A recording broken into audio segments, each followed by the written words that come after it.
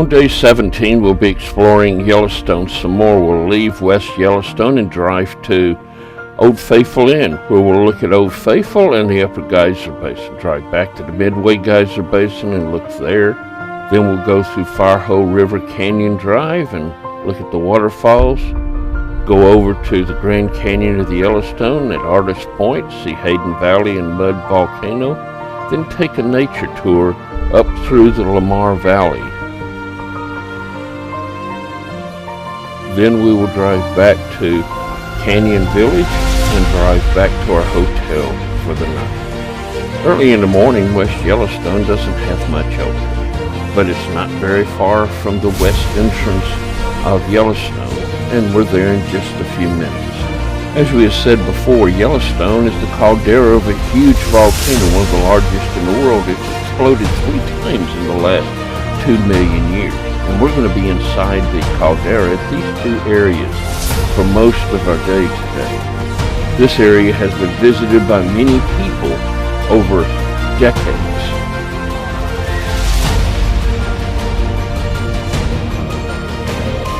We'll be following the Madison River as we come into Yellowstone National Park.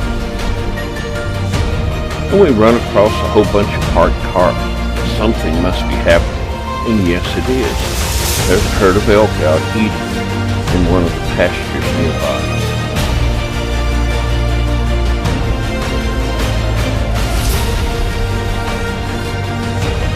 The mist rising from the rivers as we go in shows that they're much warmer than the air today. It's going to be a cold day, but a sunny day mostly.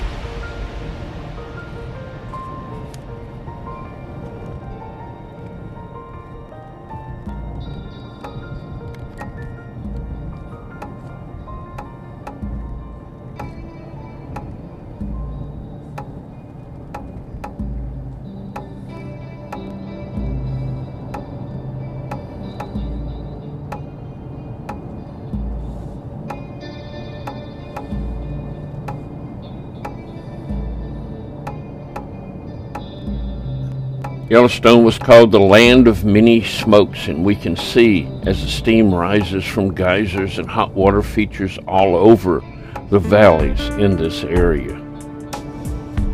As we pass Midway Geyser Basin, steam is everywhere. We'll be back here to look a little later in the day, but we're heading to Old Faithful Inn so that we can watch Old Faithful blow its top early in the morning and tour the geysers there. Old Faithful Inn is one of the largest log-built structures in the world, and it's a massive hotel surrounded by all sorts of other support buildings. The aerial pictures come from a video that I bought while we were there.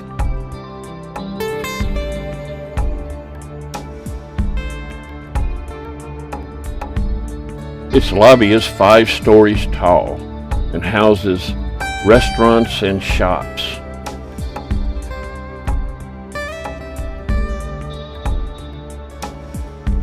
Right out in front of it is where Old Faithful is, and we're sitting watching for it to explode in just a little bit.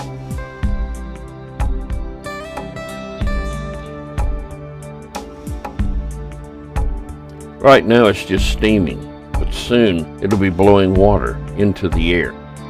Geysers have a chamber underneath that fills with water, and as it starts to boil, the pressure goes up and up until it blows through the channel and explodes into a fume. And here it starts as it bubbles water up. It will usually last 2 to 4 minutes long and blows out about 3,700 to 8,400 gallons of water each time. It'll shoot anywhere from 100 to 184 feet high. This is a medium eruption. It'll erupt approximately every 90 minutes.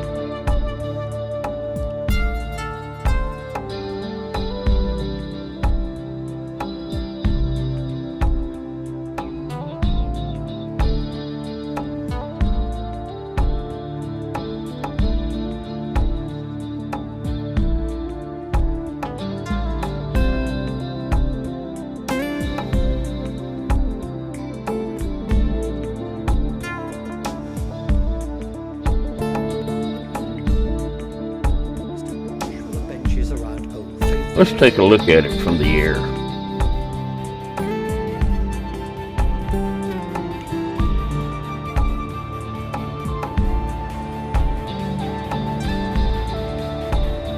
Old Faithful begins each performance with a pool, splashing, small jetty.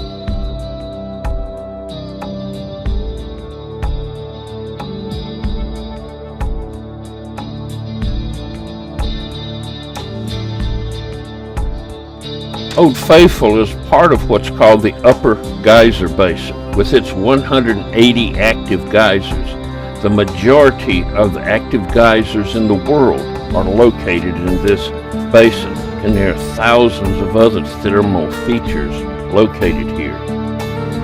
We'll be traveling across it like this as we look at the various features. After watching Old Faithful blow its top, Deborah went and explored the gift shop, and I went and explored Upper Geyser Basin.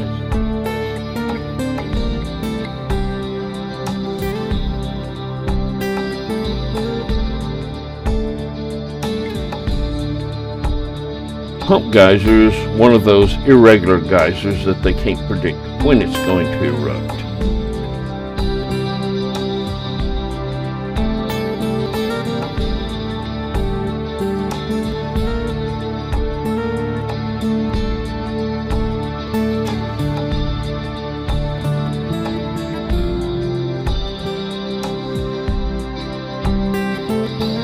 Here we see the other side of Old Faithful. It's not going to erupt right now, so we're going to head on down looking at other things along the way.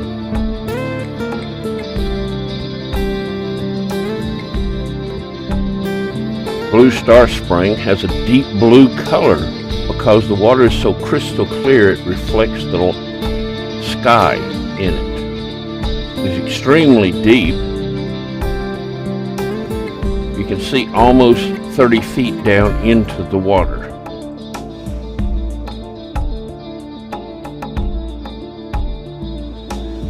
Along the Firehole River, we see the East Chinaman Spring and also the Chinese Spring. Both of these bubbling springs add constant water flowing in to the Firehole River.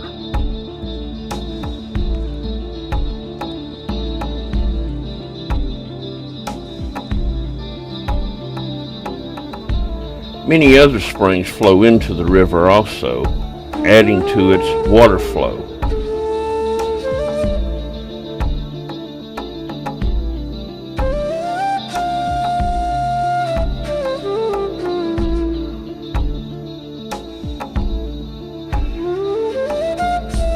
As I watched the chipmunk playing in the old stump here, I realized that he's probably used to getting fed because he comes right on over to me and kind of begs. Too bad Deborah wasn't with me. He didn't get anything.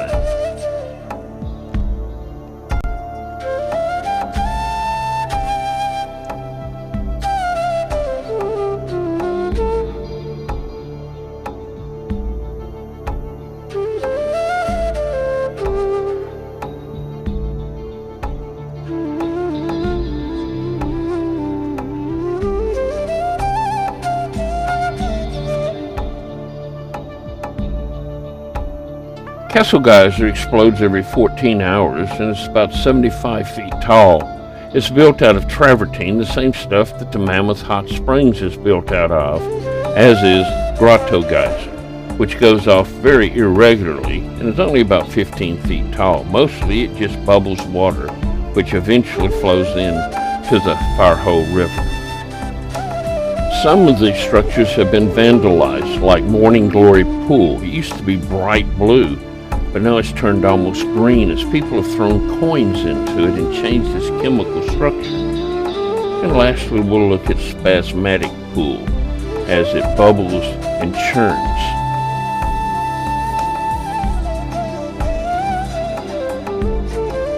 After picking up Deborah at the gift shop, we head out and we're headed toward Midway Geyser Basin. It's going to take us a while to find a parking place, as it's already very busy this early in the morning.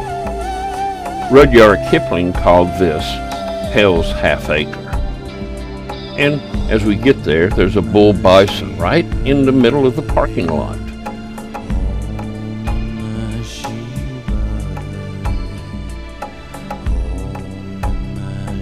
And no, we're not going to take pictures with the fluffy cows. This is the route we'll take through the Midway Geyser Basin and see all 4 of the pools here. The Firehole River, which started at the Upper Geyser Basin, now flows through this area, gathering waters as it goes. We will be crossing it on the bridge to get to the Geyser Basin.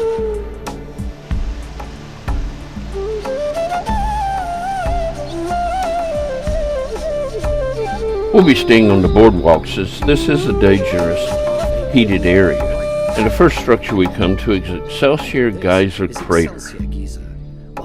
Up until the 1880s, it erupted up to 300 feet high on a regular basis. But then in the 1890s, it quit erupting altogether. And then on September the 14th, 1985, about 100 years later, it violently erupted for over 47 hours, blowing this crater. It still puts out over 4,000 gallons of water per minute. That's enough to fill an Olympic-sized swimming pool in 4 minutes. Right next to it is one of the iconic features of the park and why many people are here, Grand Prismatic Pool, with its beautiful colors of yellows and greens and blues. These are made by bacteria called cyanobacteria, who form mats somewhat like miniature forests with various bacteria living at various levels. As you can see, it is really beautiful. On yesterday's video, we talked about how different bacteria form different colors depending upon the temperature of the water. This is the 3rd largest spring in the entire world at 200 feet across and has 160 Fahrenheit as it boils out. Puts out about 500 gallons a minute.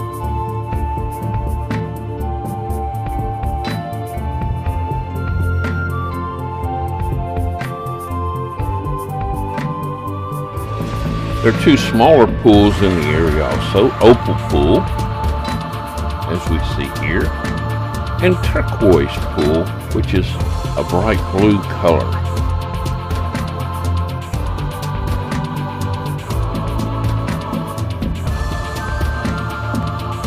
All of these pools put out a huge amount of water, which then flows down and into the Firehole River.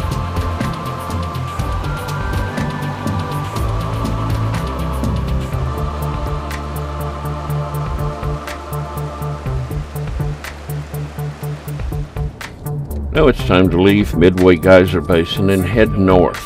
We're going to drive through the Firehole Canyon, a beautiful canyon formed by the Firehole River through the mountains.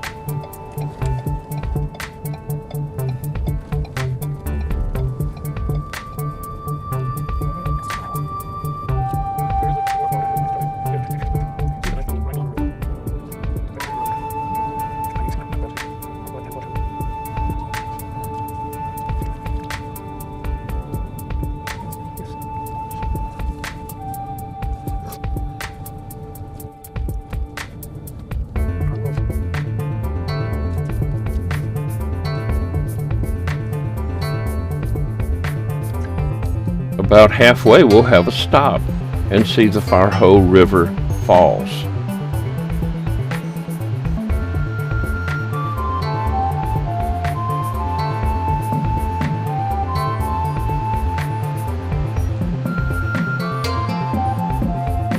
Since much of this water comes from the hot water features in the park, it's a hot river, but there is a swimming area where it's cooled down enough that you can swim in it year-round. We're not going to go down swimming. We didn't bring our swimming suit, and now we're back on the main road again, heading eastward across the park. Our next stop will be the Gibbon Fall area.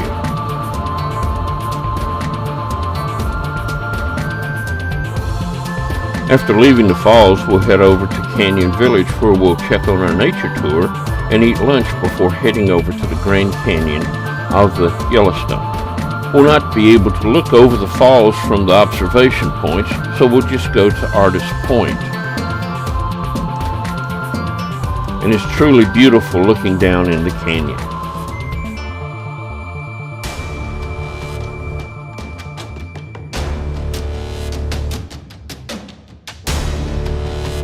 Artist's Point is where the famous painting by Thomas Moraine was made of this canyon in the 1800s that helped to make it a national park as people looked at its beauty. And here's his point of view today. It hasn't changed much.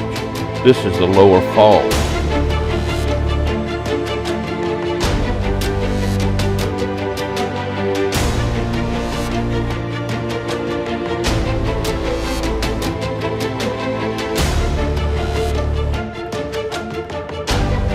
As said before, the observation point at the falls is not open because of construction, and so we're not able to go and watch it pour over the cliffs.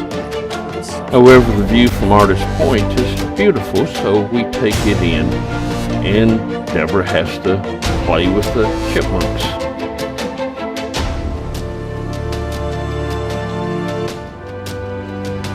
When we drove in, we saw the Lamar Valley. There's another valley here, the Hayden Valley. It doesn't seem to have as much wildlife in it as the Lamar Valley does. We'll be seeing the Lamar Valley in just a few minutes as we take the nature tour. There are, however, a few bison here, as we see as we drive through. We're going to the Mud Volcano area. The Mud Volcano area is one of the most acidic places in the park. The hydrogen sulfide gas dissolves the rocks and makes what are called mud pots. This is the route through this area. And this is one of the first features, the mud cauldron. This is not water and mud. This is actually dissolved rock that is so hard and acidic that the acid keeps it dissolved.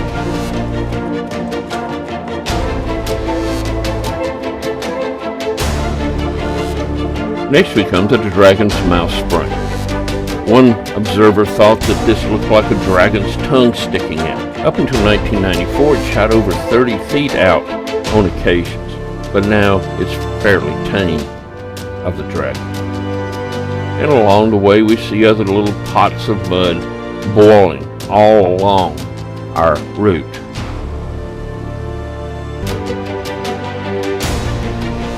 We'll be following the boardwalks upward to Mud Volcano. In 1870, observers said that it shot mud as high as the treetops around it, but then it seems to have blown itself apart in violent eruptions, and now it's just a seething pot of acidic mud dissolved in the acid. Soon we're driving back through the Hayden Valley to Canyon Lodge. There at Canyon Lodge, we're going to be picking up a nature tour, which will be going out for several hours looking at the nature, particularly in the Lamar Valley. We're going to be using vintage cars that have been rebuilt for this. Let's listen to our guide as he explains where we're going. Yellowstone, and we are here in Canyon Village this afternoon, right in the center of the park. This is a evening wildlife tour. Our destination, very roughly, is the Lamar Valley in the northeast part of Yellowstone. We're about to leave Canyon Village, and we will go north on the Dunn Raven Pass, which is this road right here, sometimes also called the east side of the Upper Loop. And when we get to Tower Junction here, we'll turn right and we'll go in a more or less easterly direction towards the northeast entrance.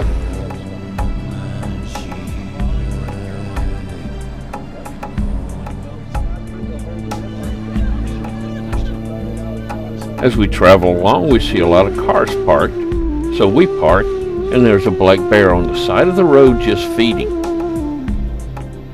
It's a black bear, even though it's brown face, and it doesn't seem to mind the people standing pretty close to it.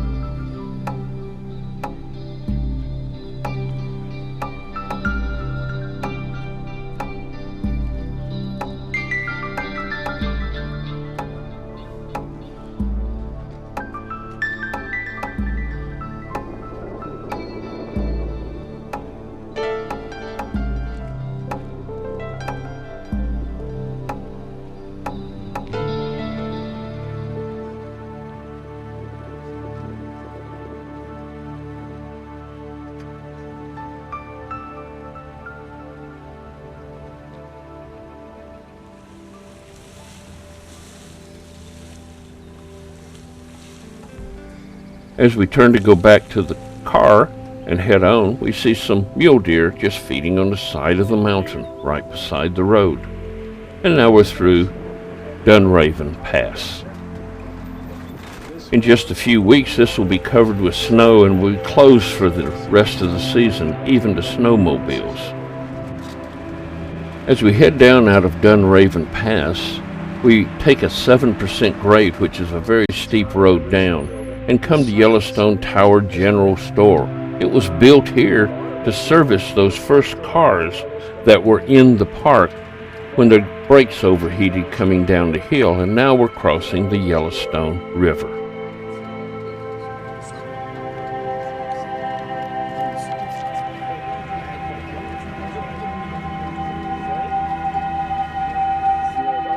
As we drive along the river, we notice two lava layers in the rocks on the cliff across from us. These were laid down by two different flows of lava along the way. When the lava cooled, it formed these columns in the rock. Remember, the volcano has erupted 3 times in the last 2 million years, and these show 2 of those. We cross back over the Yellowstone River, and soon we're following one of its tributaries, the Lamar River, as we head into the Lamar Valley. As we mentioned when we came into the Lamar Valley from the Beartooth Highway earlier, this is called the Serengeti of the North America, and this is the group of people that are with us. We've stopped to look at the bison here. There are thousands of bison scattered across the valley today. They seem to roam all over the park. There are about 5,000 of them. Remember, we saw the bull bison there at Midway Geyser Basin, and we've seen them in the Hayden Valley and many other places along the way. And as you can see, they're scattered out all across this valley. This valley also has a fairly large wolf population who feed upon the bison, but we're not going to see them today. They saw them earlier in the day in the morning wildlife tour, but we're not going to be able to see any of them today. Let's just watch the bison for a while.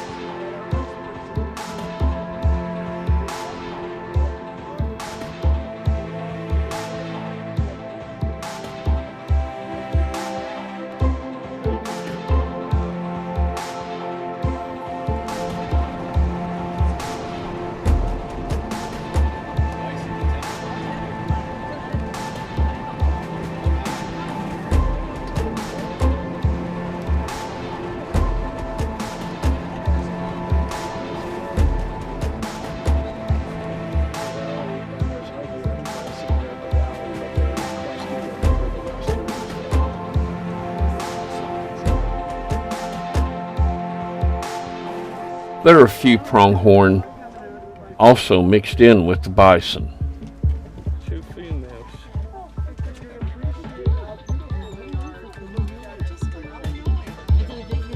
They've probably been down below the hill a while.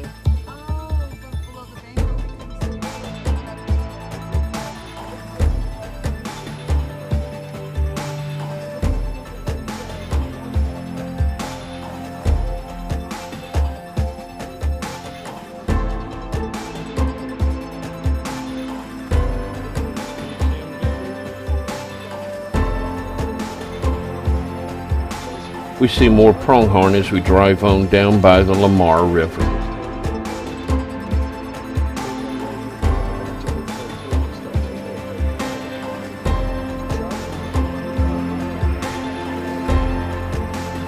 But the big show in the Lamar Valley today is the bison. They're everywhere.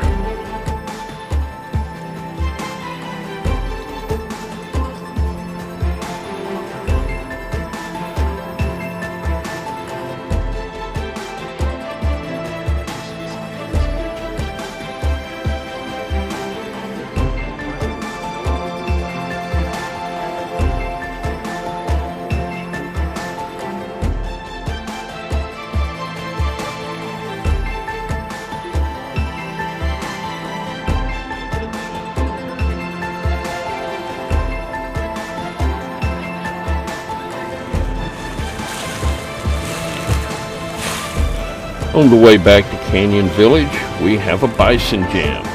A bison just standing in the road and people drive around it.